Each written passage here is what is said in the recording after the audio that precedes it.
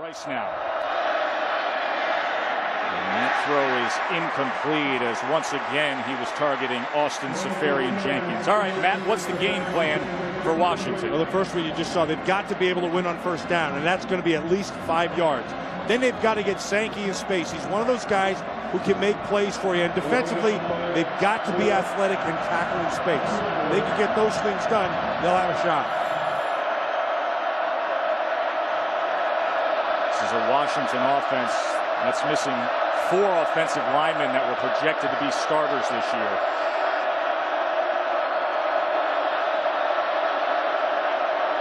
Some pressure now as they set up the receiver screen, and gobbled up right away was J-Don Mickens by Kiko Alonso. Alonso read it right away. And, so did the defensive line of Oregon. As soon as they felt no pressure, they all stopped and redirected. But Kiko Alonso, 47, he feels it. He's going to feel it right away. See, he was also in man coverage, so that took him right to his coverage to the outside. Alonso quick to get in there. Defensive MVP of the Rose Bowl a year ago. 3rd and 13 now. Price downfield, and that ball was well overthrown as he saw Kason Williams. Leading the Pac-12 in punt returns, Travis Coons, who has double duty for Oregon. Also the punter. And that's a fair catch near the 10-yard line. The first thing they're going to have to diagnose and then execute. By that I mean most teams play Oregon different than they've played everybody else. So you have to be able to see exactly what it is they're giving you and then play. They've got to win the space and the battle in space. They need to get their people out in space and make big plays. Will Murphy with the reception there for 3.5 yards, tackled by Trufant. Trufant came up with a fine defensive effort on Oregon's first possession. Shaq Thompson secured the interception.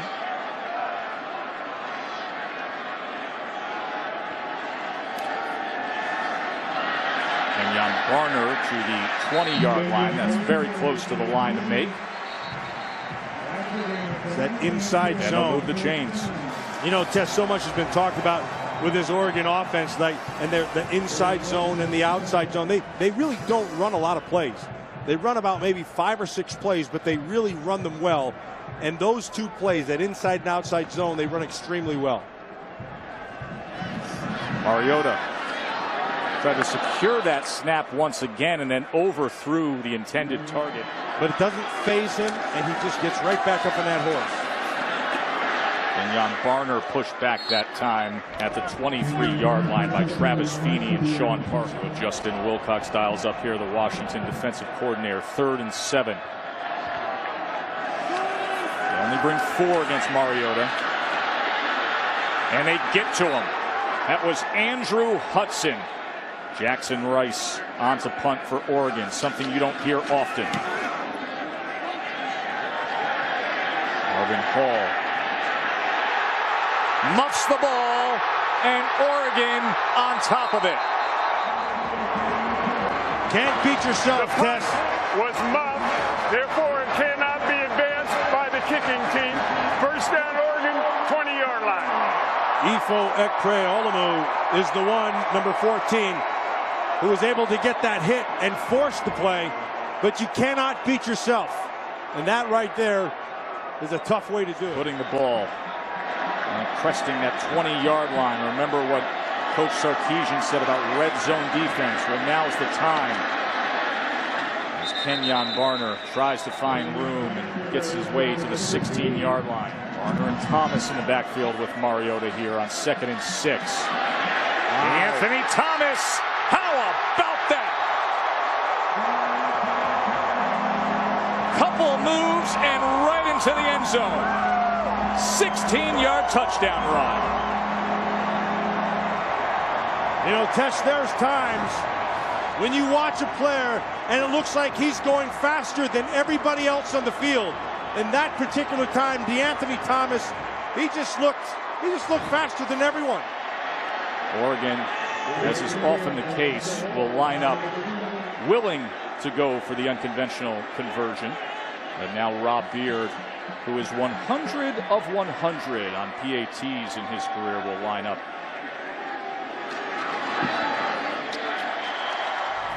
That's the only way our crew can be as fast as D'Anthony Thomas. A little time lapse to document our travels for the third time this year from Bristol, Connecticut, here to beautiful Eugene, Oregon. 2,500 miles. Great hospitality out here. And a touchdown lead early for the Ducks. Flag is down.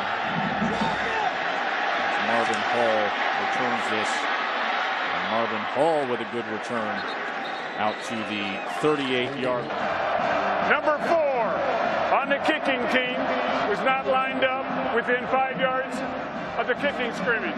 5-yard penalties added on the end of the return. First down. Puddle's off to a good start tonight.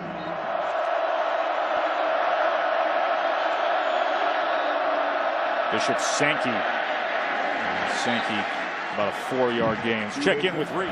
How about that? The number 3 team in the country, Florida State. Remember, number 4 went down today. LSU losing to Florida. 2nd and 6 now. And Williams makes one move and then spins his way close to that line to make. Oh, that's an offsides. That's going to go back 5 yards. Ball start. Offense, number 70. 5-yard penalty, still third down. They only bring 3 against Keith Price. And this is Williams. And Williams able to get his way. Ball came out there, and now they're marking him down. Jack Creolamu come up. Yeah, he's down, and then the ball comes out. That Creolamu is a player, Joe, that at the start of the season they said, you know, we've got to find another corner. We have Mitchell on one side, but the other guy's got to come up. And Ekpreolu, number 14, at the top of your screen, he has just played a fantastic season so far. Oh, just off the numbers that time. Unable to connect with Williams. Williams has to come up with this. Right on that, too. That's a perfect throw. Remember, he had a key play against Stanford. Price off the mark that time. Took one look at Austin Safarian Jenkins. Statistically off to a slower start than a year ago. But the offensive line issues have been a big part of that. So he has shown composure and leadership. Piece things together here. 3rd and 10. And the slant that time. But once again behind the target. That was DeAndre Campbell he was looking for. See, number 92 just went right past that right guard. That's Brostick, number 60. Brostick looked like he turned his head back inside, and Keelekipi just ran right past him. Boone's on to punt. Anthony Thomas setting up shop at the 10. He's going to let this sail over his head, and it does go into the end zone. Of course, we already got a taste of what the Black Mamba can offer up.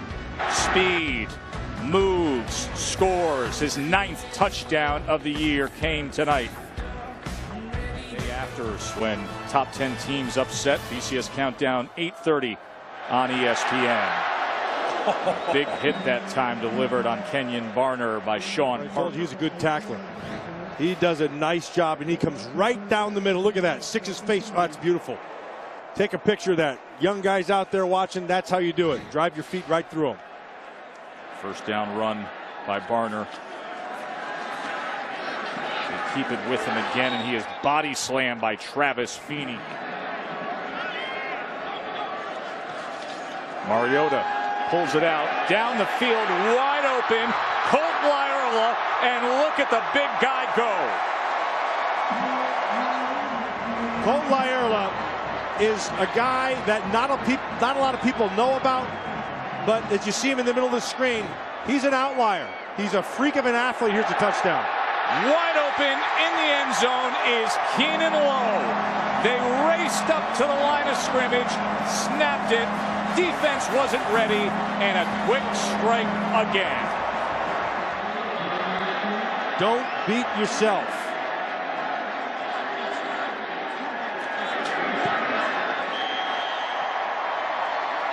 Hit Lyerla, came down the field to the 21-yard line. Quick snap, and found Keenan Lowe just moments ago to put the Ducks up 14-0 here in the first quarter. That hurry-up pace, Tess, that's really what got him that score, because the Washington Husky defense never got the call echoed out to the outside, and Watson, the corner, was just kind of waiting for a call when Lowe just ran right past him.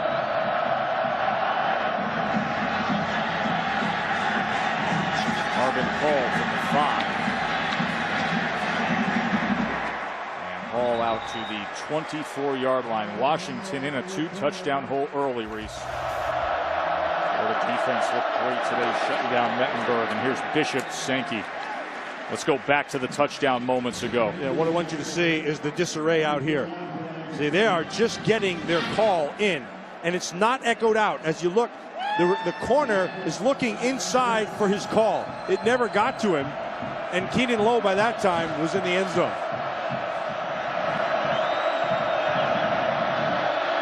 Empty backfield now as Sankey splits out to the top of your screen. Keith Price.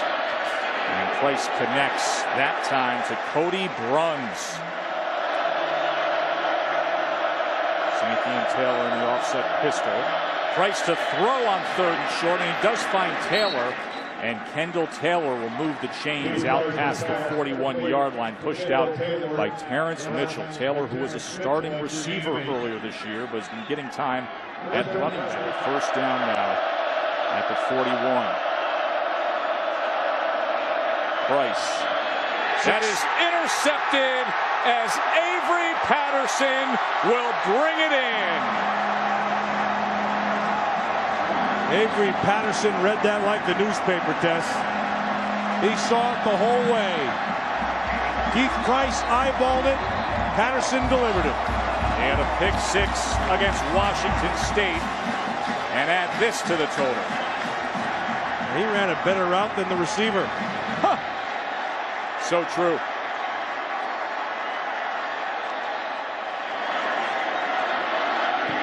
What was that of a sluggish first half last week against Washington State? Alabama's got a bye week. The supposed next best team is playing like the best. Oregon with their 4th pick 6 of the season, all in the last 3 games, up 21-0. I want you to watch that, number 1, and I want you to watch this, number 2. Because what you're going to see is the quarterback eyeball it the whole way. And Avery Patterson read it clean the whole time. Steve Sarkisian, he's just going to comfort him a little bit. He needs his quarterback. He needs his quarterback now, and he's going to need him the rest of the season, because this is almost getting away from him fast. You've got to regroup it. Keith Price's 3rd interception thrown this year. Marvin Hall now. Marvin Hall trying to find his way out past the 25. He was tackled by Ben Butterfield. Washington offense last week against Stanford had a couple key 4th downs that they converted.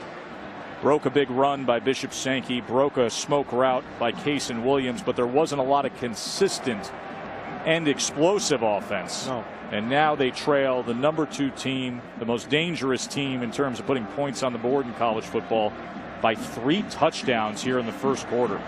After the play, personal foul on the kicking team, number 15, 15-yard penalty. A fast pace already tonight. That was Colt Lyerla, number 15. Bishop Sankey in that 2 tight formation with a good, strong run for a first down. Reese, number 3, being threatened. Florida State in a tough one against NC State. Here's Sankey again, and he's finding a bit of running room off the left side. Tackled that time by Derek Malone. Sankey on 2nd and 5 now, patiently waiting for that block, and he used it well. A lot of people don't know about Bishop Sankey. Bishop Sankey is an excellent football player, and the best football is ahead of him. But he's got some great quick twitch and big playability. Destin Petty now comes in at running back. And Price to throw here on first down, and spinning free that time was Campbell.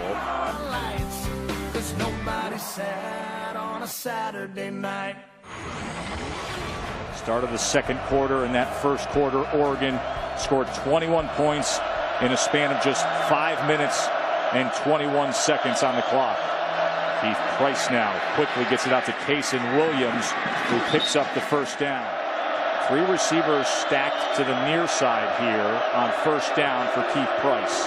And he throws there to set up the screen to Mickens, and Mickens makes a cut and is down inside the 2-yard line, brought down by Derek Malone. See, when you go with that three receiver set outside and you're defending it, you have to go inside, outside, high. And if you jump around a block, which is what the Oregon Ducks did, it creates a void, and Mickens was able to take advantage of it. Sankey. Touchdown, Washington.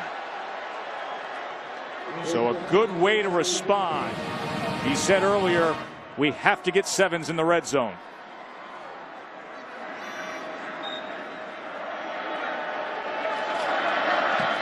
Travis Coons adds the extra point. A little 170-pounder, the Black Mamba, Anthony Thomas. This will be low. Keenan Lowe scored a touchdown earlier tonight. And Lowe out to the 24-yard line. Well, Joe, thanks very much. Down here behind the Washington bench, and that touchdown is exactly what this team needed. I've been watching them throughout the first quarter, weathering that 21-point deficit storm. Players were coming off the field looking a bit disappointed, frustrated, but I didn't see any panic. Coaches have been working the grease board, explaining the X's and O's, and really trying to make sure they keep the morale strong. So far, looking good. They said they weathered the storm, wanted to play ball the second quarter. That's exactly what they did, grabbing that touchdown. And Lewis, now time to play a little bit of defense. And as quickly, this is Daryl Hawkins, and they get on top of it right away. Good pursuit. Anthony Thomas in the backfield now. Play action. Mariota pumps. And now he's going to run it himself. Remember, Mariota has that good speed as he gets out to the 31-yard line. It'll be third and a long 3. Look at Justin Wilcox, the defensive coordinator for this Washington team, whose father was Dave Wilcox. Dave Wilcox was the linebacker for the 49ers and is in the Pro Football Hall of Fame. Thomas. How about the little guy? First down for the Ducks. The Anthony Thomas, you mentioned he's a $170, soaking wet with a rock in his hand, Joe. And they kicked it to Keenan Lowe on that last one, and he went and took on a 240-pound linebacker and blocked him square up to give Lowe a chance to be able to return that thing. Thomas again trying to find room, cuts to the outside, looking to pick up a block. With too many defenders going lateral with that play as he is taken down. Number 7, just a freshman, very athletic, just learning his position. But when he's down around the ball, he has a great nose for it. Kenjon Barner now as Barner lowers his shoulders and is close to that line to make. They're marking him just short as they quickly hurry up to the line of scrimmage and snap it there. And Barner easily gets it and more. In fact, one of the officials getting in the way. Nobody has time to get their whereabouts against this Oregon offense. Yeah, tackled by the umpire right there. He put his keister into that bad boy. Tries to get out of the way, and all he can do is just take on a hit. I mean, when they make a decision to run up there and snap it, it is happening before you even know what's going on. Now, keep in mind, the umpire's the guy who was to stand over the ball, and then for the ready, he backs out of it. They were so fast. As he was backing out, they were running towards him. Barner remains in here as the running back with Mariota. Mariota to pass on first down, and now he's going to tuck it and run it, and he has good space out in front for a first down and more as Mariota gets to the 26-yard line, a 20-yard run by the freshman quarterback. Now, this is the difference in this offense, in my opinion. Marcus Mariota can throw the ball effectively, but when he pulls it down, he's a legitimate runner. He's a big kid, 6'4", he has great speed. Make things happen back there. Watch big Colt Lyerla in the backfield here, number 15. As he's the lead blocker for Barner, who gets to that edge and then runs over a defender, Trey Watson, for another Ducks first down. You mentioned Colt Lyerla. There's the other guy in that offense. He's 250 pounds, he's 6'4". He runs sub 4.5. He's legit. And they snap quickly again to the 10-yard line. This is Lyerla. Watch number 15. He's going to take on Josh Shirley, 22, the defensive end That's poor by Shirley. You can't turn your head. You got to go face that thing up and stay square. Offense, and it gives Oregon a chance to substitute, as well as the defense, as Shaq Thompson runs out onto the field. Mariota looking over his options. Fakes out one man to the end zone, and that is caught for the touchdown by Colt Lyerla.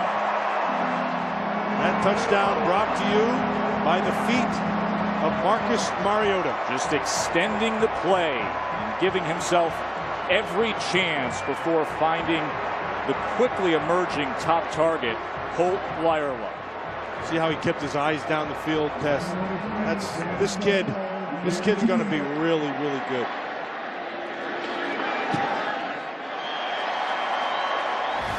Washington thought they got themselves back into it with their touchdown. Right down the field come the Ducks. Unbelievable day of action. Race number 3 could be moments away. Of course, number 4 LSU went down. Number 5 Georgia went down. And here, number 2 Oregon rolling along against 23rd ranked Washington.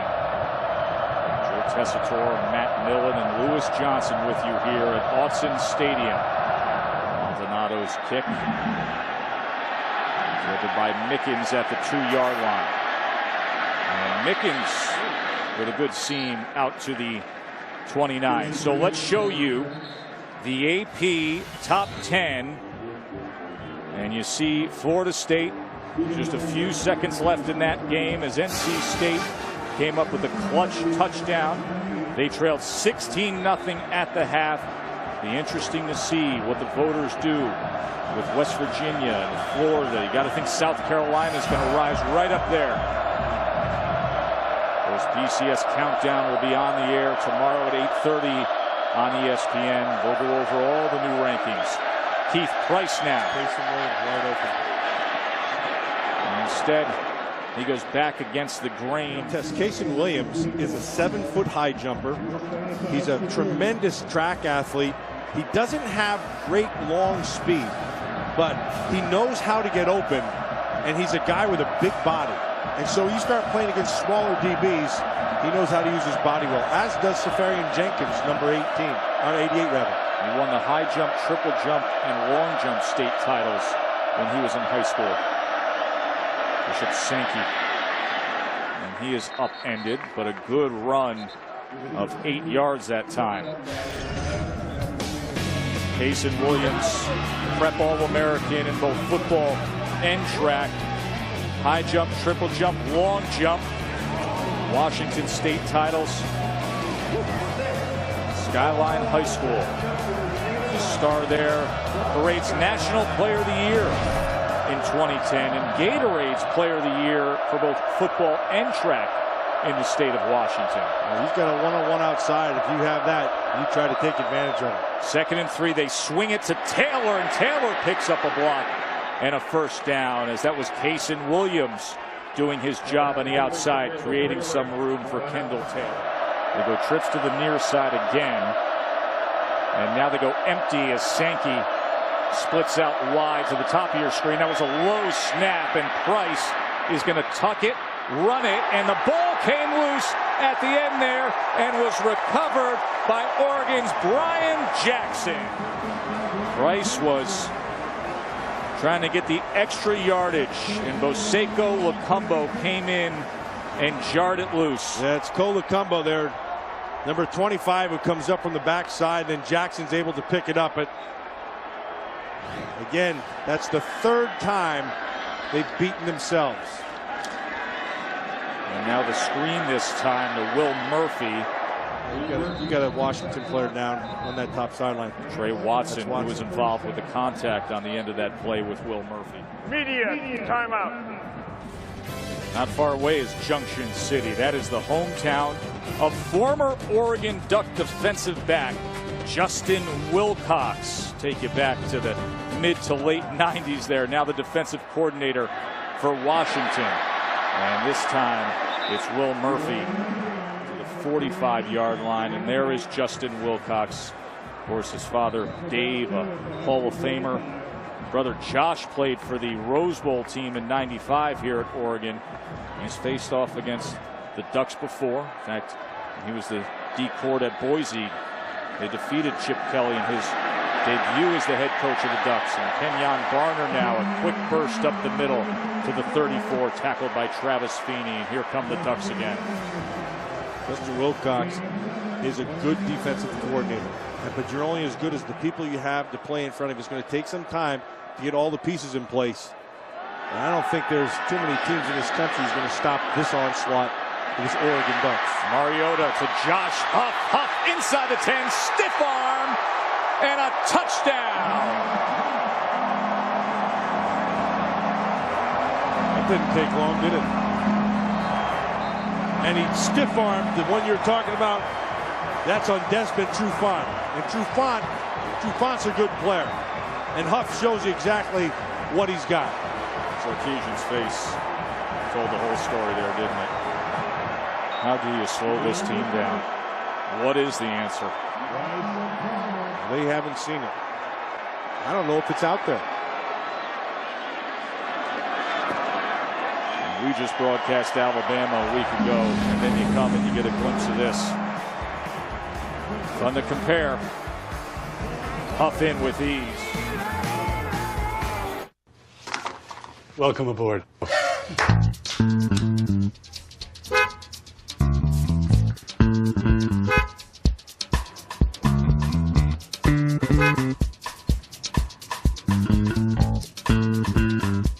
Now you'll know when to stop.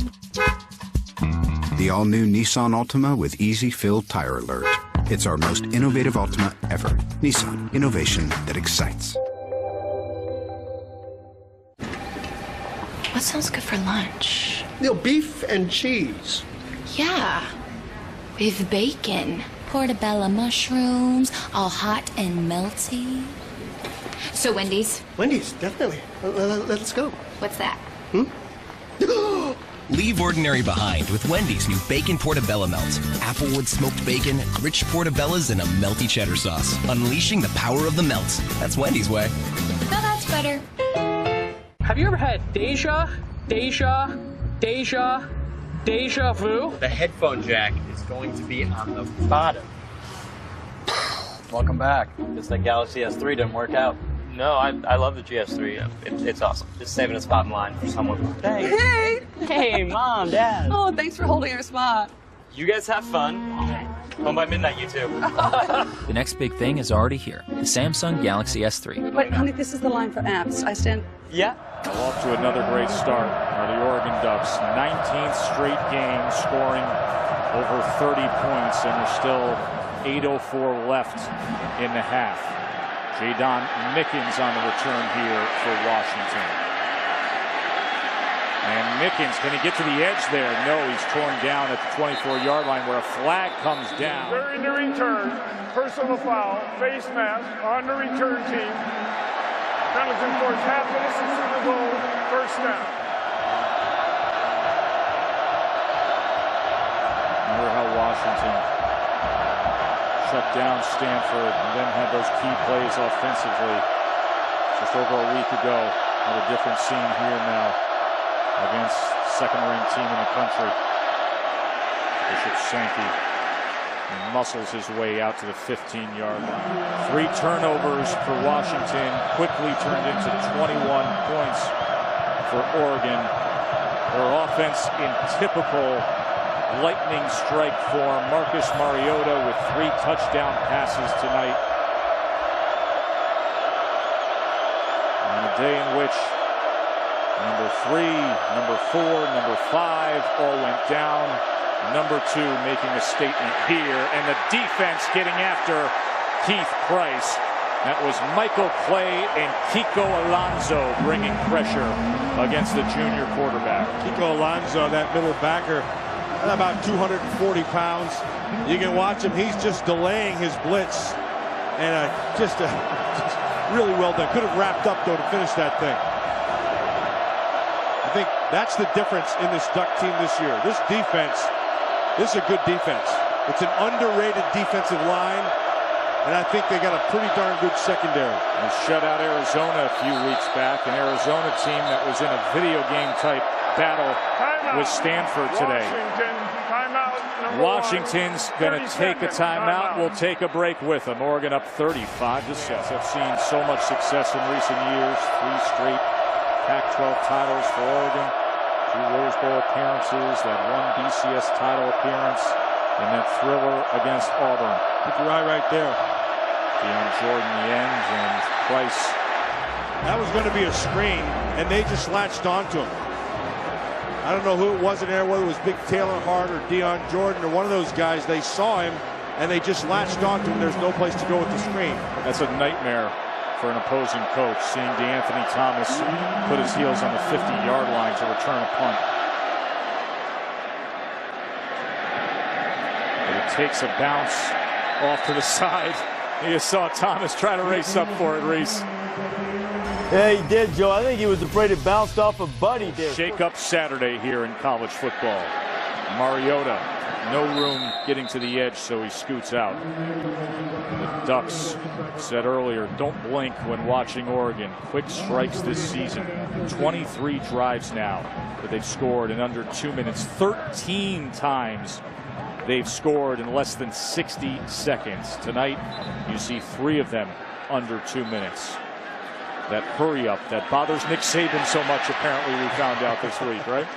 Yeah. Anthony Thomas to the 39-yard line, tackled by Trey Watson. Well, what he does, you know, there's 3 things that you can do with an offense. You can control your personnel, you can control your scheme.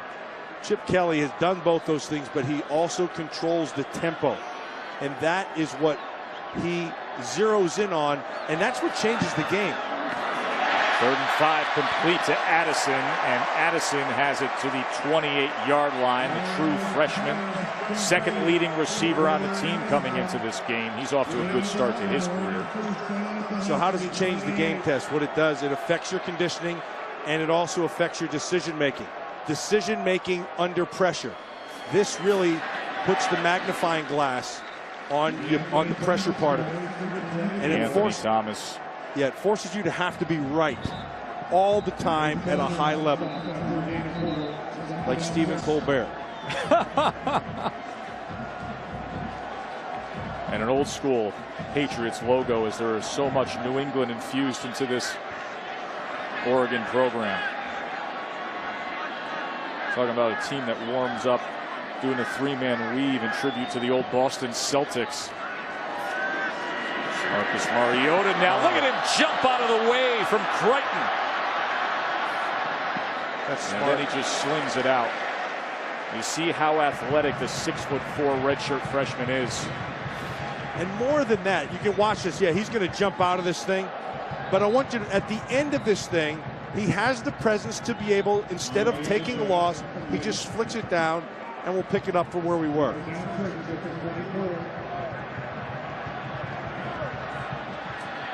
That ended a streak of 8 straight completions. He was looking for Josh Huff that time. Pushed it. And he pushed it off to the side. Game day, by the way, next week. The kick was attempted from outside the 20-yard line. Ball will return to the previous spot. 1st down, Washington. As the officials tell us where the mark will be. Game day next week, Matt, will be at Notre Dame. We'll see what they do against Stanford and Josh Nunez and that momentum they may be carrying in off that victory against Arizona. That's where game day will be in South Bend. Kendall Taylor with an 8-yard run here on 1st down. Mike Motti up at Penn State. They've quietly put together a 4-game win streak, and they're doing pretty well. Give credit to Bill O'Brien. Those circumstances, how he's been able to coach those young men up. Good win against Northwestern today.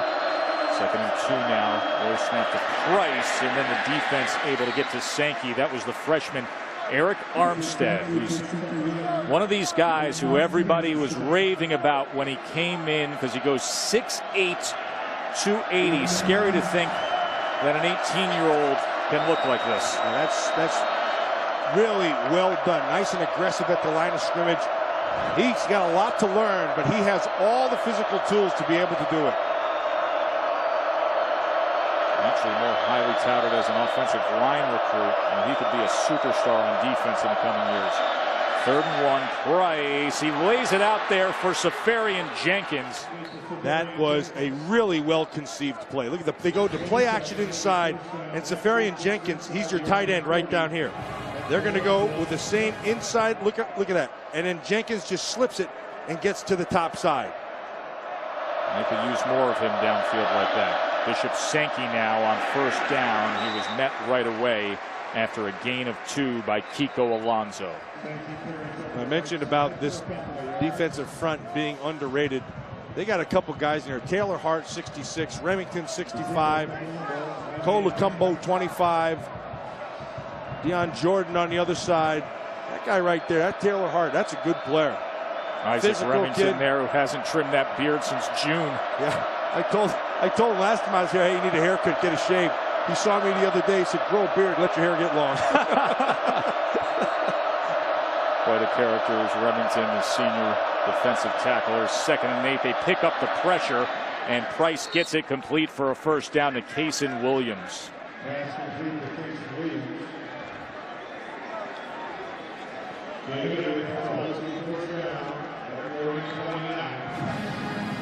Mentioning Isaac Remington. And there is Crystal, his wife, and little Matthias. Look at Matthias. All ducked out. Yeah, he's got the duck hat on. He's got the ear plugs in.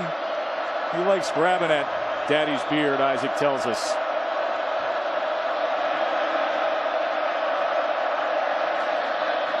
Play action now. Price with time, looking over his options. Now he's going to tuck and run, and picks the right hole. Husky offense, man. There's no quitting them. They're just going to keep on clawing back. Yeah, they're down by 28. That's Mickens coming out of the backfield.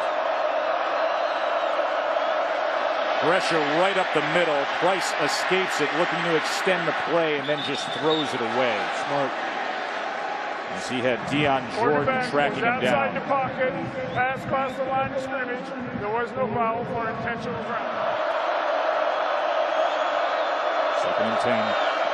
Sankey, blockers in front, but he can only manage about 3 yards that time as Lacumbo filled that hole. That's a heck of a play by Lacumbo, because he had most of the fullback coming right at him. He ducked him inside and was able to secure the tackle on the outside.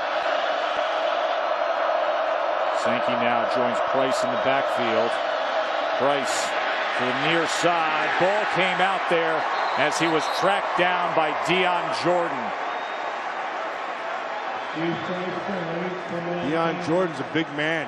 6'7". Can run. The ball was fumbled forward and out of bounds. It'll be returned to the spot of the fumble. That's correct. Down will be 4. If a ball goes forward, Game clock will start on the ready for play. they bring it back to where it was fumbled at. Timeout number 2, 30-second time. Line to make is the 9-yard line. Here's Price. And that is batted away that time by Kiko Alonso as he was looking for DeAndre King. 5 seconds, they can score here. You know what? They can. It's just the way they're made up, isn't it? Mariota's going to take a shot right on cue. Oh, and he put it right on the right hand of DeAnthony Thomas. And a flag does come in as he was covered by Des Trufant. I got to tell you, Des Trufant was right on him. As the Black Mamba can flat out fly. 6 versus 6 there. Pass interference on the defense, number 6. Grab and restricted the receiver. 15 yards, first down. Maybe that's why he was able to roll them stride for stride. Yeah, and there it is. You see, he's grabbing it. That's a good call.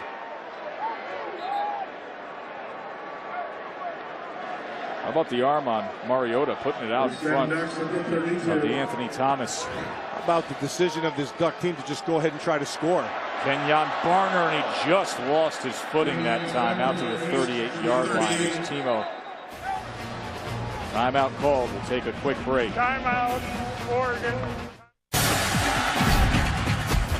Only a Chip Kelly team I love that would it guy. be a credible statement, Matt, when they took over the ball with 35 seconds left to say, you know what, they could score here. Mariota cranks it up again. Oh, and right off the hands of Thomas. That's where at the next level. You see Puddles is just destroyed there. Puddles is in a puddle right there. That's where at the next level, that's where this kid, the Anthony Thomas, that's where he's going to be invaluable. There's not too many. This is awesome. Too bad he couldn't track it all the way down. That's a hard catch to make. Over the top like that, you track it all the way through. But that guy, he's got great speed, and he'll be able to be used as a receiver as well as running the ball. Mariota, look at the time he has. Clock ticking down to 10 seconds on 3rd and 4, and he throws it away. So it'll bring up a 4th down with 9 seconds left. But boy, can they make the last 35 seconds of a half exciting. Oh, it's 9 seconds. They're not done yet. I love Chip Kelly. I love the way he takes everything that's generally accepted as a way of doing it and just says, why can't we do it? Why can't we go for it on 4th down and do this? Well, why can't we run this hurry up off? Why can't we? He just shatters everything. I love the way he approaches this stuff. His big concern, he said to me before kickoff when I went down and visited him, was his mom, Jean, and his dad, Paul, staying up late back at their home in Maine to watch the Ducks tonight. I think they can feel pretty good about getting a night's sleep. We will see what Washington can offer up here, but Oregon is revving that engine to Mariota with 3 touchdown passes. Let's go down to the field to Lewis. Thanks a lot. Well, Chip, what's it like to stand on the sideline and watch your team perform like the way they did offensively and defensively in this first half? It's when you're in this league, it's never over till after the game. Washington's a really good football team. We're going to go in and regroup. There's some things we got to work on at halftime and come out because I know we're going to get the best shot. What specifically do you need to correct for the second half? A couple mistakes here and there, just some things up front that we got to make sure that we get handled, and then we stay away from some stupid penalties and things like that. But we know we're going to get Washington's best shots. We got to go in the locker room, make sure we get our kids in the right mind and come back out in the second half. All right, Chip. Thanks a lot. Okay, Joe. Thanks, Lewis. 35-7. On a night when top teams were falling, Florida State, LSU, Georgia, Oregon rolling along. Let's join Reese Davis, Mark May, and Lou Holtz back in the studio. We welcome you back to ESPN College Football Finale number 2, Oregon. It was all over Washington in that first half, 35-7. Got the superstar players, and they played like it tonight. Washington set to receive. Start the second half. Evan Smith back and Alejandro Maldonado can kick things off here.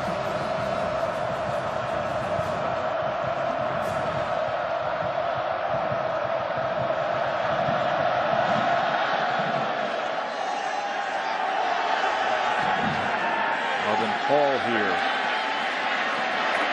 And the ball came out there at the end of that return. Got hit right on the ball. What hope is there for the Huskies on offense here in the second half, Matt? Well, I think it's tough, obviously, but if they're going to do anything, they've got to do it right now. They've got to start in this first series and kind of set a tone for them, because this Oregon Duck team shows no signs of slowing down. This is going to be a tough one.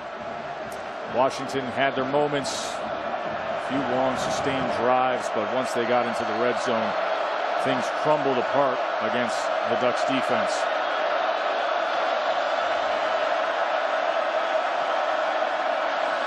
Price, play action to open up the second half.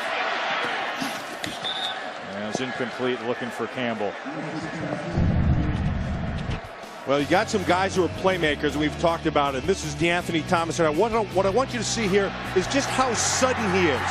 He never slows down in any of his movement. And then Colt Laierla, the tight end, just finding a hole and then taking the cue from his quarterback as he buys extra time, just set back and make the play. That was one of 3 touchdown passes in the first half from Marcus Mariota.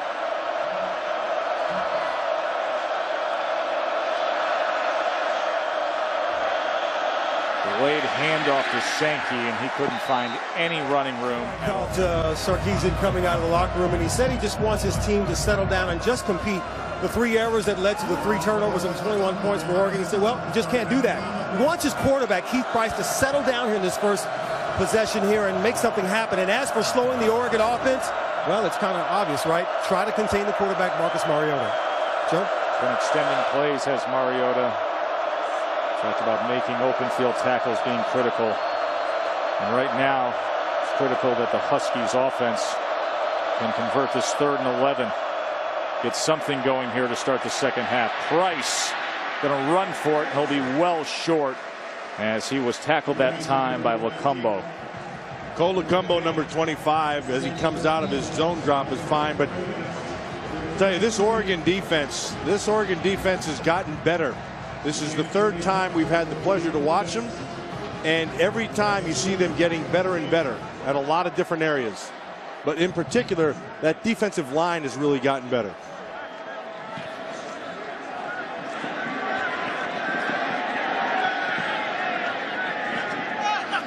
And this punt bounces inside the 25-yard line. Muff punt in the first half. And then Keith Price, the pick 6 by Avery Patterson.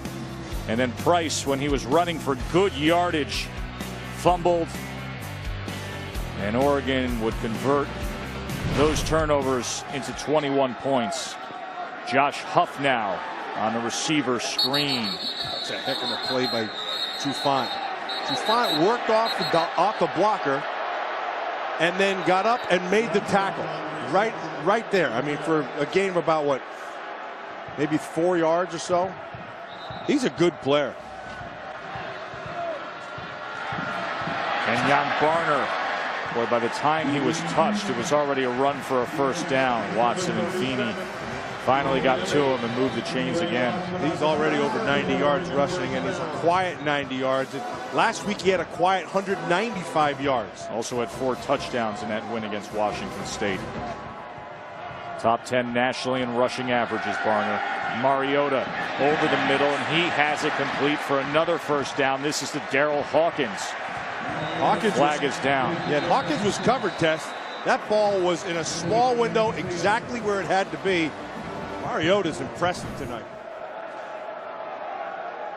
Look at that tight window. He's got to be accurate. That's actually just a tad behind him. Sean Parker comes up and makes that tackle. Personal foul. Illegal contact to the helmet on the defense. 15-yard penalty. First down. Huskies defense. Yeah, that's Sean Parker, and that's there is Glenn. Glenn coming in. So, see that helmet riding up there. Is that what they called that thing at the end? Mm-hmm. Helmet to helmet. You know the emphasis on player safety in the game right now. Mariota stiff arms one would-be tackler and then takes a hit into the bench. That was dumb. That was Travis Feeney, who came in and just wiped out Mariota right into the bench. Yeah, that's not smart. After the play, personal foul on the defense, number 41, secondary push out of bounds, 15 yards, first down. And now Brian Bennett comes in to play quarterback with a unique package that they've been showcasing in recent weeks, where Bennett and Colt Lyerla make up the backfield. Lyerla, the tight end, who's just a beast of an athlete, runs downhill. Watch out for him. Bennett on a keeper, and Bennett will pick up about 3.5 yards. Remember, Bennett was the guy who many thought would win the starting job. He got a lot of playing time a year ago, played a huge role when Darren Thomas went down with an injury. But Mariota was shining bright in camp and won the starting job. And Colt Lyerla straight ahead. Be a couple yards short of that line to make. So, Tess, now you watch this offense, you think, how the heck are they gaining these chunks of yardage? Even something that looks like it gets nothing, it picks up 3 and 4 yards. And you have to ask yourself, how would they do against an SEC-type defense? Saw the play signal. The card showed Gaddy Ward in that upper corner. Let's see if they go for the knockout here. Daryl Hawkins tied up that time. There's Justin Glenn making the defensive play. I think the answer to that question is I think they would do just fine. I think they would move the ball against, you know, you see those SEC teams. We had Alabama just a week ago. And Alabama is a very, very disciplined, physical group up front. But I believe this offense would move the ball well against that defense. 4th and inches. They don't even hesitate.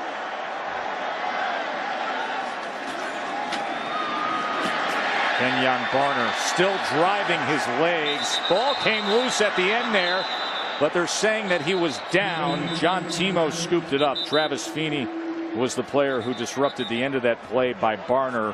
Forward progress was ruled prior to the ball coming loose. First down and goal. So they say that the forward progress stopped. It's a 1st and goal for the Ducks. Timeout by Washington. Timeout. Shake up Saturday, but things going according to the script here at Oregon. And Jan Barner, he was met by Feeney at the 5-yard line. It'll be 2nd and goal from there. The other night I had the opportunity to talk to Coach John Madden, and we started talking about this Duck offense, and he said, you know, I'm fascinated by this offense, but I'm really fascinated by the pace and what they do. He said, how do they practice? And people need to watch them practice because they practice faster than this.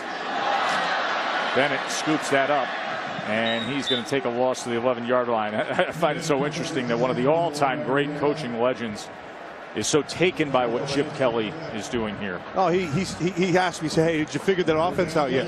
No. How the heck am I? Nobody has. No one hasn't.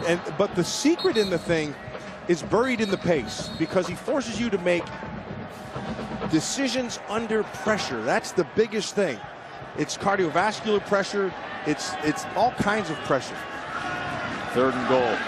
Mariota to the end zone. Overthrew Braylon Addison. I saw Reese's face popping up in that play signal card. And it'll make for a 4th and goal as Chip Kelly send in Rob Beard. Chip Kelly's a really interesting guy. That's an understatement. Yeah, I'm really impressed with his approach to this game and how he gets his team ready. And there's just so many different ways that he just kind of thinks just a little bit different than the norm. Beard puts it through. 28-yard attempt. 38-7. They roll along. Team onto the field pregame here at Autzen Stadium. Huddle's loving it. That could be you, Millen. I'm not sure. I didn't see you for a good 10 minutes pregame. Was that you out there on your own? As a matter of fact, that was me. How'd you know? What kind of bike do you ride? I got a couple of Harleys I got. I think you need to go cross country for one of our Oregon trips coming up. That would be a fun ride. Some foul in Oregon on the PAT. So kicking off from the 20 is Maldonado.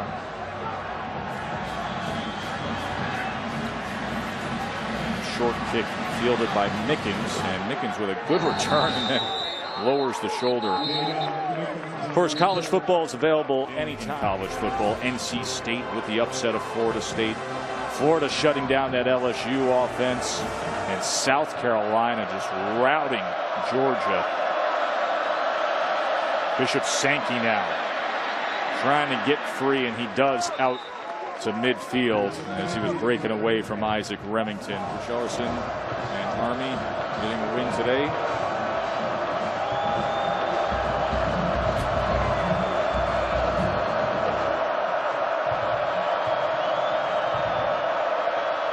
Second and 6 now, and runs. Gets the first down. Washington gets it to the 42-yard line. Brian Jackson with the tackle. I told you about that Brian Jackson. Watching him on tape, he understands angles very, very well. Does a good job of coming down and using his leverage and giving the runner only one way to go. He's a good tackler. Dion Jordan is matched up on the near side, and now he comes off the edge. Big number 96 just lined up. Dion Jordan, the pass rusher, but he could be a linebacker Heck, they use him outside, line him up off of receivers. He can get a jam on people. Taylor now coming to the backfield, and he gets the call here on 2nd and 5, but he is ripped down by Derek Malone. Derek Malone Jr. showed up in a pretty bad mood right there, didn't he? Nice from inside out, just ran right through him. Good tackling. We're seeing good tackling here tonight. Alioti's very high on Malone. Right there. Watch him track this. Inside out, runs by the blocker. That's well done. Getting a good amount of playing time. Michael Clay has been limited with a hamstring injury this week. 3rd and 4, and picking up that first down was Kendall Taylor. Very honest in assessing things this week of what a challenge Oregon would be for them. You know, they had that upset of Stanford. Stanford was number 8 in the country. They took them down. Stanford came back today with a thrilling late rally and a shootout against Arizona. An Arizona team that Oregon beat 49-0. Bishop Sankey patiently waits and then uses the opening to get inside the 25-yard line before he was wrestled by Tyson Coleman. Of course, Steve Sarkisian, all the success he had at USC, was the quarterback coach for Carson Palmer, Matt Leinart, and now his 4th season at Washington. Remember what a mess Washington was when he came in there? He is really good, Tess. Steve Sarkisian is one of the really good football minds in college football. And I know Al Davis offered him the Oakland Raider coaching job, and he turned it down. And then that's when Lane Kiffin got it. And the one thing that Al told me was that he thought that Sarkisian had a great offensive mind. That was Isaac Remington getting into the backfield against Sankey. He is a great play caller. This is an uphill battle that he's facing here tonight. But Sarkisian, of course, was a tremendous quarterback at BYU.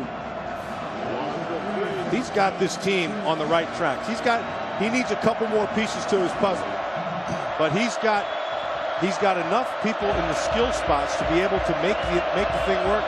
He needs some of those big people up front to come through. That's the big issue with this team this year.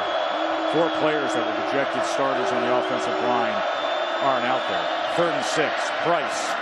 And he gets it complete for a first down to DeAndre King. Started this year. Deontay Cooper could have contributed, both out with injuries. So Sankey and then a couple freshmen like Taylor and now Eric Wilson in the backfield, as well as they will swing it here to Bruns. And Cody Bruns gets himself just inside the 15-yard line. Sark looks down at that play sheet as he sent in the 2nd and 5 with Sankey flanking Keith Price. Now here's Taylor coming in motion.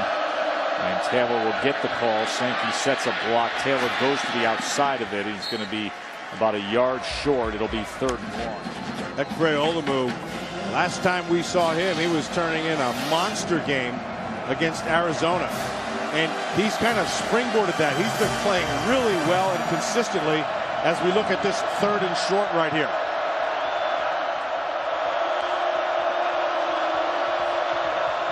They're going to pass on 3rd and 1, and they get it complete to Evan Hudson. Jason Williams split to the top of your screen now here on 1st and goal. Bishop Sankey, penetration into the backfield. He spins free and still drives the legs in for the score. Great effort by Bishop Sankey.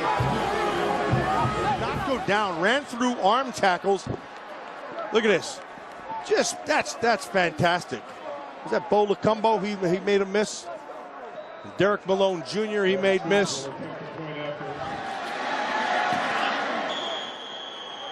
It was a good, hard-earned drive by the Huskers. Sellout here at Autzen. 87 straight. 4th in the country in consecutive sellouts. Nebraska #1.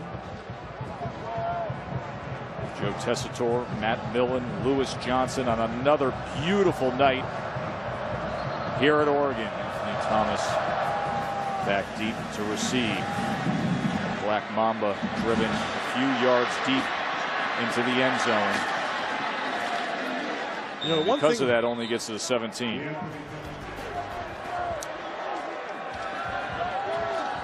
Kenjon Barner.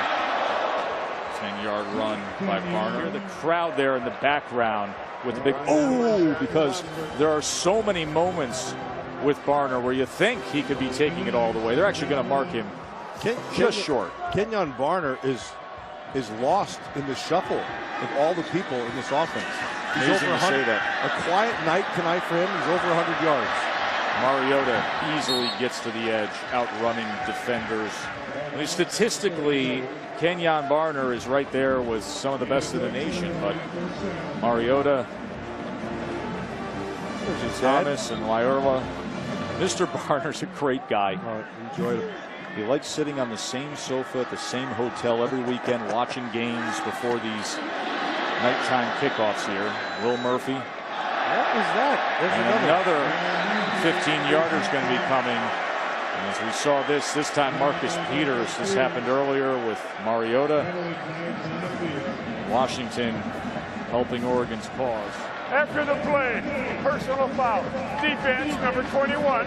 Secondary act, after out of bounds, throwing the runner down.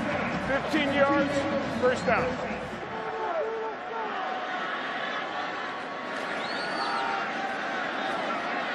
Barner drives ahead to the 43-yard line this time.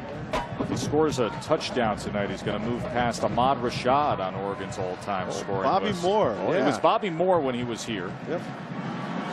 Fourth all-time for the Ducks. And another first down, another changeover.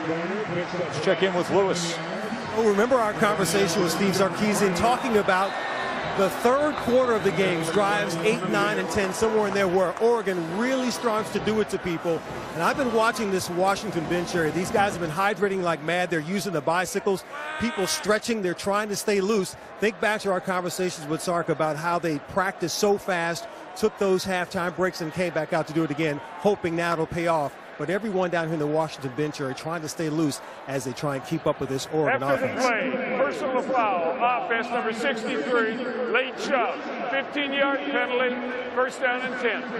It's a good point by Lewis, and it brings up the fact that Sarkisian, really when scouting Oregon, he said, listen, the fast pace starts to get to you in the second half, so they did put the half times into practice this week. He wanted his guys to simulate the game. He wanted them to try to be fresh come the second half. Oregon wears you down so much. Yes, the thing about this pace is you can't practice it. If you start practicing it the week of the game in preparation for the game when you're playing them, you're way behind. If you're going to do this thing, look, this pace, it has to be an all-the-time thing. If you're going to get good at it, playing against it, you're going to have to practice against it all the time. They even wear their own defense down. Anthony Thomas quickly straight up the middle for an Oregon first down to the 27-yard line. You give him a hole, the next thing you know, he's 20 yards downfield.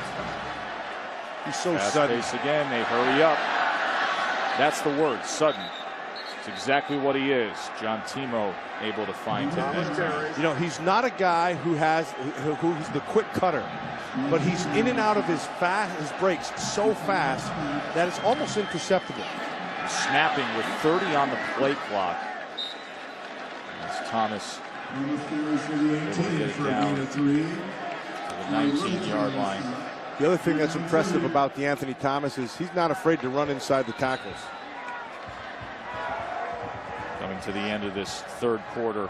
That last play when they ran up there, it only took them 9 seconds from the end of one play to the snap of the next. And they're going to start the fourth quarter with a first down. You asked the question earlier, can you figure out the Oregon offense? I think we've been getting the answer, and so has Washington. Look at the confusion on defense. Autzen Stadium as loud as ever. 38-14 as the number 2 team in the nation starts the fourth quarter in their rivalry matchup with Washington. They've won the last 8 meetings between these two by at least 17 points. And you can add more to that. Colt Lyerla again. Nice throw Great protection, and Laerla just goes up. He puts it in the spot where only Laerla is going to get it. And he just uses his freakish athleticism to go up and get this ball. Oh, catches it with his fingertips. Nice play.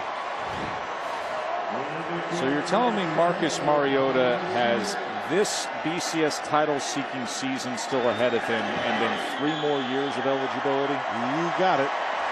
He just hasn't even scratched the surface yet. This kid's going to be unbelievable. 4th touchdown pass of the night for the cool Hawaiian. Although not everybody down in Alabama apparently likes that hurry-up, fast-paced style of NASCAR and the Oregon Ducks. Nick Saban coming out with some comments earlier this week that got everybody's attention. Here's Jadon Mickens. And Mickens with a return out to the 26. Here's what Saban had to say about the proliferation of the hurry-up offenses. I think that, you know, the way people are going no-huddle right now, that at some point in time we should look at how fast we allow the game to go in terms of player safety. More and more people are going to do it. And, you know, I just think there's got to be some sense of fairness in terms of asking, is this what we want football to be? Well, 54,000 here at Autzen Stadium would say, yes, it's exactly what we want football to be. A little end around here on the pitch. Goes nowhere, a loss of 3.5 yards. Chip Kelly has all the respect in the world for Nick Saban. Thinks the world of him as a football coach, but got a little chuckle out of Coach Saban's comments bashing the hurry-up, no huddle. You saw the stats play out as you juxtapose what Alabama's doing and plays per game compared to what Chip Kelly and the Ducks do and the pace they like to keep. You better get used to it because it's here to stay, and it's going to be here in all levels. More teams are doing it collegiately, and it's creeping its way up to the NFL.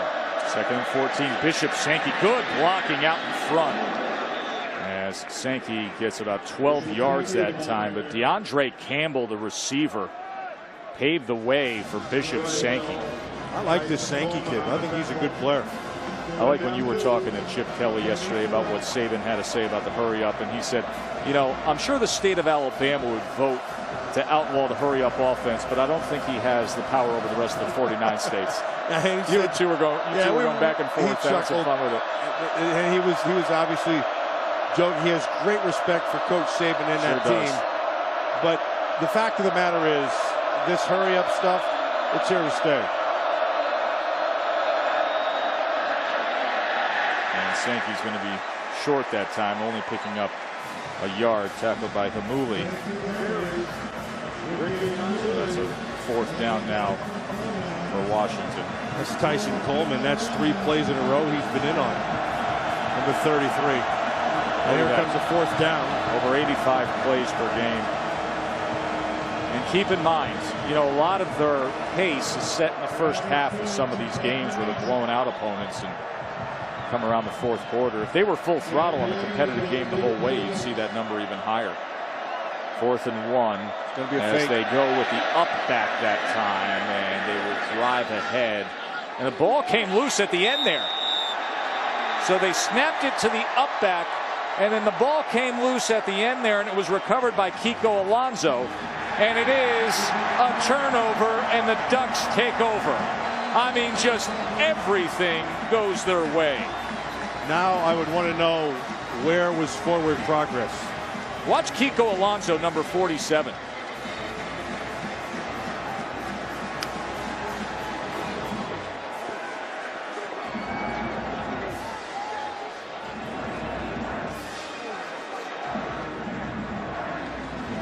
The scrum on the inside. Oh, Kiko. Oh, he rips it out while he's still upright.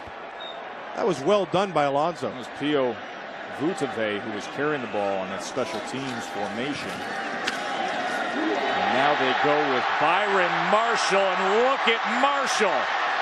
It'll be 1st and goal Oregon as the true freshman running back has them in prime position yet again, and Sarkisian can just shake his head. That's all you can do sometimes against this team. Mariota with Marshall flanking him. And this time he is stacked up at the line of scrimmage as Shaq Thompson came around, one freshman tackling the other. Byron Marshall, really good looking back, highly touted recruit. His older brother is Cameron Marshall, a fine starting running back at Arizona State. Hold by Erla in the backfield now on 2nd and goal. Here's Marshall again. Well, hang a half a century up. They've gone over 50 points. 11:39 to go. And Oregon has 51 on the board as it stands for the moment.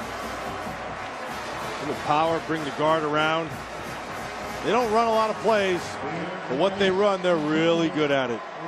They do dominate. Yet another touchdown drive that comes in under a minute.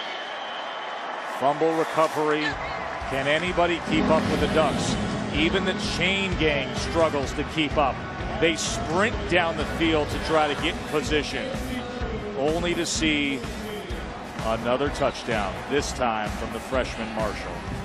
It's a tradition on Friday night before home games. That's not the band. Those are just fans, students who grab instruments, gather downtown and at the sororities and frat houses and just hype it up as the football weekend here in Eugene is as good as any place in the country. Big time atmosphere. Pack them in, one of the loudest venues in all of college sports. 52-14. On Mickens on the return for Washington. Flag is down at the 30-yard line as Mickens takes us out to the 41. Illegal block in the back on the return team, number 21. 10-yard penalty, first down. Next Sunday, of course, there's going to be a major shakeup in the AP poll tomorrow. Florida State, LSU, Georgia all went down. You got to think South Carolina's going to take that slot behind Oregon, right, Matt? Absolutely. They've got an outstanding runner in Marcus Lattimore. Connor Shaw's been playing his rear end off. That defense has really come alive. I think that one jumps up high. Curious to see what the voters will do with Florida. Does Florida leapfrog those in front? I mean, K-State, West Virginia, and Notre Dame have been very impressive. The Notre Dame defense, the West Virginia and K-State offense, but Florida knocking off number 4 in a game that was full of defense, limited offense down there at the Swamp. And Florida, good group right behind Alabama and Oregon. With improving young players on that offense, that defense is playing really well. Sensational. They just shut down LSU today. Here's Kendall Taylor, and Taylor with a run out to the 33 for a first-team lead. They averaged 52.4 points per game. So you're telling me they're playing below average? They're playing below average tonight. That .4. Chip Kelly, what he has been able to do here with this program. Marcus Mariota, first-year quarterback, redshirt freshman, 4 touchdown passes tonight. Bishop Sankey. Mariota comes from Honolulu. And we're talking to Chip about his disposition, his personality, a quiet kid. Obviously comes from that culture where you respect your elders. Yes. And here he is as a redshirt freshman leading the team of the number 2 team in the country with a lot of senior leadership on it. He's very differential towards the older guys on the team. And so as a quarterback, you don't have to be a holler guy in terms of a leader. But this team already respects this kid for how he conducts his business and how he conducts himself on the field. And for Marcus to take another step, when he steps into that huddle, he has to assume that he has to be the guy to direct things in his own way. And like I said, he's deferential to older guys, maybe because of the culture that he was brought up in. But at one point, you've got to just take this thing over and you're demanding in your own way, because you have to demand perfection from your teammates as well as yourself. 3rd and 7 here for Price and the Huskies. And Williams is unable to fight for the yardage. Lewis. Joe, you know, we talked to Chip Kelly and I asked him why Marcus Mariota was so poised as a young person and as a player. And he said, you know, he's got that special demeanor. He just came that way. They're thankful it's not something that they had to coach up. But I've been watching him throughout this game, and you remember that interception in the first possession. And to the touchdowns that he's thrown, he's had the same demeanor throughout the game. He's been rather calm, reserved. I've seen him go up and down the line and talk to some of his players that have played well and have had problems. So you begin to see the leadership coming, but he's still a pretty calm guy. Coons punting it away. He is Lewis. And that is muffed again. And this time Washington is on the receiving end of it. Chad Delaney, return man for Oregon, couldn't secure that punt he was trying to field.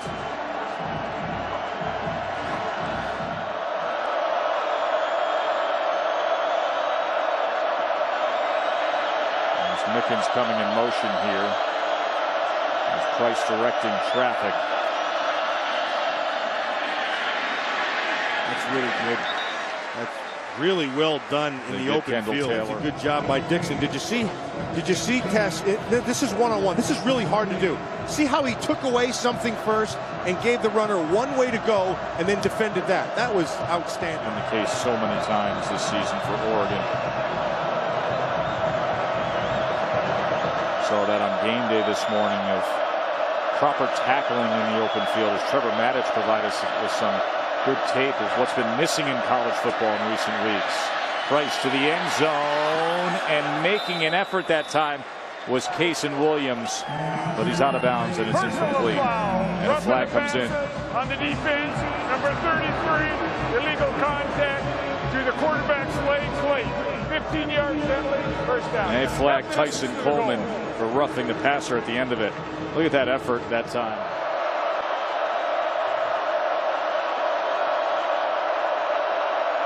First and goal after the roughing the passer. And a little miscommunication that time as Hardvigsen. Nick Alioti's he's a real character. You can take him right out of central casting if you wanted a guy to say, this is what a defensive coordinator should sound like and talk like. Oh yeah, I love him. All intensity, non-stop. Great visit time and time again with Nick Aliotti. Second and goal now. And that is intercepted by Isaac Dixon.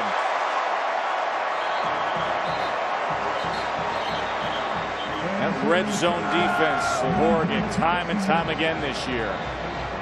Even some of the backups get into the act. Bend but don't break. They can't get the turnover to become points. Right off the chest of Campbell and into the hands of Dixon, and Nick loves it. So what do you do when you're up big and it's the fourth quarter and you're the starting quarterback hanging out on the sidelines? Well, you grab those sign placards for the plays and you try to get some personal selections. Ryan Bennett and quarterback is Byron Marshall gets the call. And we see what Mariota picked up. A little Neil Everett and an elk.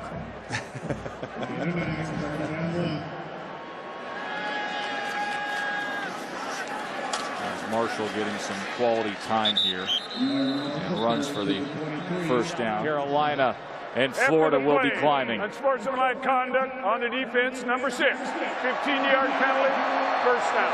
Washington's defense has been collecting 15-yarders tonight. This one against Trufant.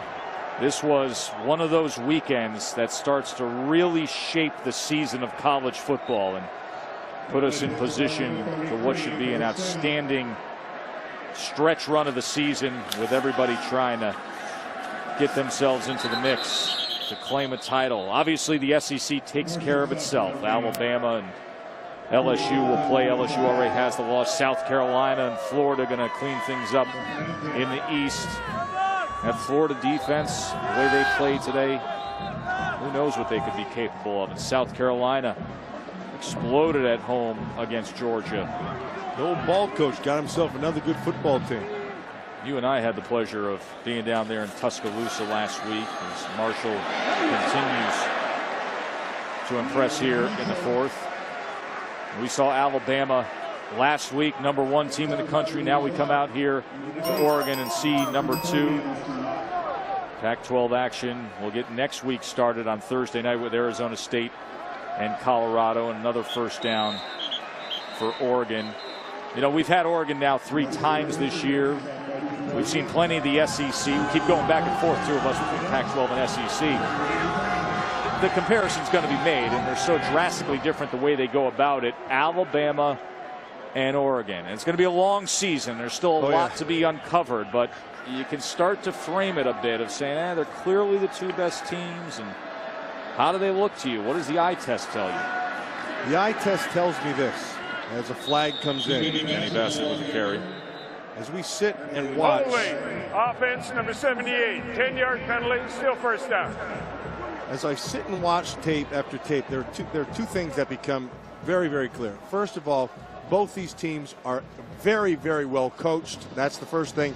And the second thing is the fundamentals come out all the time. Agreed. They all come out, you know, their offensive line comes off flat-backed and low. The defensive players are all down, have good inside hand position. They all bend well at the hips. They all clear.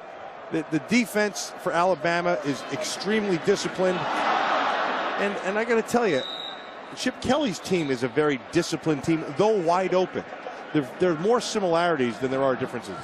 I suppose the question everybody will be wondering is, can Bama's defense handle that guy's offense? How would the Bama defense match up against what Chip Kelly and this hurry-up, explosive Ducks offense does? I think they would match up pretty well, but I do believe that Oregon would get plays on that Alabama defense. I think this is a very fast team, and it forces you to have to defend the whole field and then be athletic in space. Kenny Bassett getting some work here, a sophomore who comes from Beverly Hills High School, a walk-on player for the Ducks, as some of the stars look on. DeAnthony Thomas, who of course also comes from the LA area, came up in Snoop Dogg's Youth Football League in Southern California, although he's no longer Snoop Lion. It's Snoop. You are so hip, Millen. I'm hip. I mean, Millen, you are with it. I'm hip. I'm with it. You understand that it's Snoop Lion now. I don't even know what that means. Snoop Lion now. He went down to Jamaica. He had a spiritual renaissance of sorts with the Rastas. And now he's no longer Snoop Dogg, but yet Snoop Lion. That's an upgrade, don't you think? Oh, absolutely. Lion's a king of the beast. But he loves taking credit for being one of the guys early in the life of DeAnthony Thomas, spotting him down there in Southern California in his youth football days, and taking such pride in watching him turn into one of the best players in all of college football. That would be, of course, the entertainer Snoop Lion. That would be, of course, called the shank right there.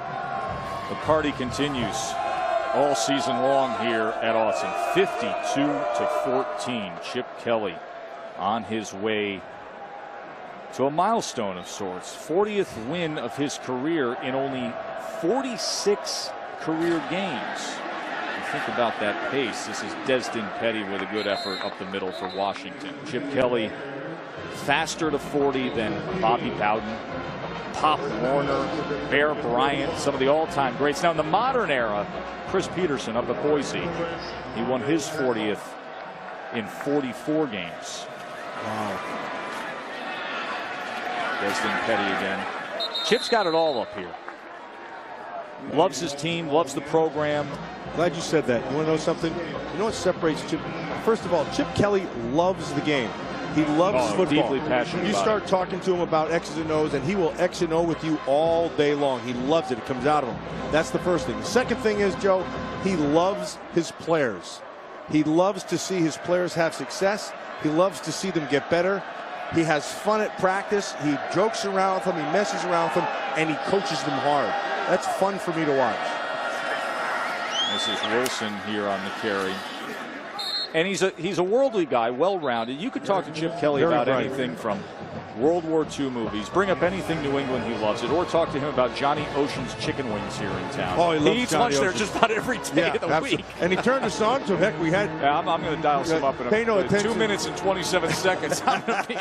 Pay no attention to the barbecue sauce on my face. That's from Johnny Ocean. There's Eric Wilson, true freshman running back from East Palo Alto. Swanee. And Wilson now gets the ball down to the 12-yard line. Unbelievable. Those were fun times. You know, and I had the opportunity, the great occasion, to play with some great players in great games over the course of a long time. And one of the guys who I had the most fun with was Howard Matthew Moses Long. Well, and Howie Long's son plays for Oregon. Yeah, big number man. 74. Yeah, he's been playing here inside. I've been watching him. He's been playing well. Big physical kid, 6'7", 320 pounds. Only his second real year of collegiate football playing. He was a pitcher for Florida State at Could you imagine 6'7" that on the mound? and 200. Could you now? There's only one other pitcher in captivity that I can recall is that big, and that was Anthony Munoz when he pitched for USC. Another big man and athletic. Kyle's a big athletic man. Preston Petty gets it down to the 2-yard line. It'll be first and goal there in the final minute. Timeout, Oregon. Timeout, Oregon. Timeout number 1. Who's the best team in college football right now? Alabama or Oregon? That's a great question. I think if they played right now, the way they're playing, I would have to give the edge to Oregon. And I would give them the edge probably because of their big play ability. And because DeAnthony Thomas, Colt Laerla, Kenjon Barner, all those guys are outliers. They're guys who can play and make big plays happen. And you couple it with their quarterback. Little EA Sports virtual reality here of what would potentially look like a matchup between this Oregon team and Nick Saban's #1 ranked Alabama Crimson Tide. The bye week here, and Eric Wilson will bring it in. But I mean, obviously nobody has had a closer look than you. We had Oregon. This is our 3rd time with Oregon. We had Oregon. Then you went down there. You spent 3 days in the coach's office with Alabama. You were watching film. It's a good football team, You were talking with the offensive coordinator, Doug Nussmeier, and Kirby Smart. Spent a lot of time with Alabama. You come up here. You spend time with Chip Kelly. You watch 3 days of film as to what they're doing. You spend time with Aliotti. I mean, you know the two programs inside and out. And right now, at this point in the season, I love the fact you just give me a direct answer. You say right now, you think it's Oregon just slightly ahead. Yeah, I mean, both of them play good, disciplined defense. Both of them are extremely well coached, great fundamentals. But if you break them down, the team that has the most playmakers on their team is this Oregon team. And then defensively, I think Oregon is underrated. I think defensively up front, they're pretty darn good. Their back end is pretty good. Alabama has a great back end. Take a look at what Oregon has coming up here.